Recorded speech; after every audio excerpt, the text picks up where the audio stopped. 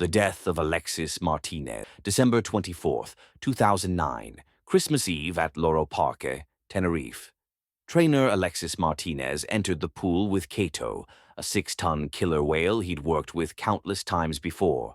The show was meant to be routine, but seconds later, something changed. Cato stopped responding. The water erupted, screams, chaos. The massive orca rammed Alexis, dragging him deep under the surface. When rescuers pulled him out, it was too late. His chest crushed, organs torn, the signs of a violent attack. The pool that once echoed with applause had turned silent. Officials called it an accident, but those who knew said it wasn't the first time Cato had shown aggression, just the first time it ended in death. That day, the illusion of control shattered, and the ocean reminded the world, no matter how well trained, the wild never truly belongs in a tank. A fall into danger. Maddox Durkosh. November 4th, 2012, a carefree visit turned nightmare at the Pittsburgh Zoo and PPG Aquarium. 2-year-old Maddox Durkosh leaned over a raised viewing deck. His mother had lifted him up so he could see better. Then, in an instant, he slipped. He plunged down more than 10 feet, past a safety net meant for phones and toys, and into the enclosure of African painted dogs. 11 wild dogs swarmed. Maddox, still conscious after the fall, was mauled mercilessly. Autopsy would show dozens of wounds, internal organs destroyed. He bled to death. The scene froze time. A toddler on a family outing, a railing that betrayed its design, animals unleashed in an instant. Officials later ruled it a tragic accident. But for Maddox's family and the wider world, the message was devastatingly clear. Even in places built for wonder, danger can hide in plain sight. The death of Gian Rankarasamy.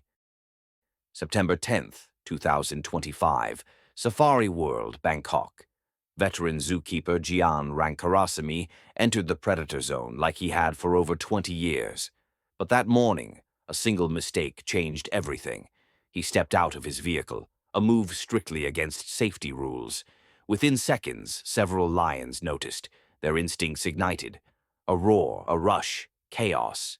Gian was dragged down and mauled before anyone could reach him. When rescuers arrived, it was too late. The man who had spent his life caring for lions died at their claws. The park shut down in silence, and the world was reminded, no matter how long you've been close to danger, the wild never forgets what it is.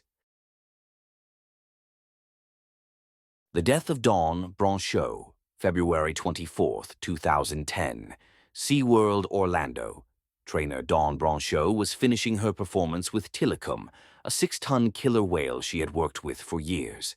Everything looked normal, smiles, splashes, applause.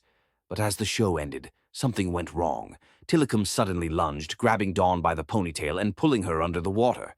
The audience gasped as trainers rushed to help, but it was too late. The whale refused to let her go. After more than 20 minutes, Dawn's body was recovered. The cause, drowning and massive trauma. It wasn't the first time Tilikum had attacked a human, but it was the one that changed everything. The tragedy exposed the dark side of marine shows and reminded the world that behind every performance, there's still a wild animal waiting beneath the surface.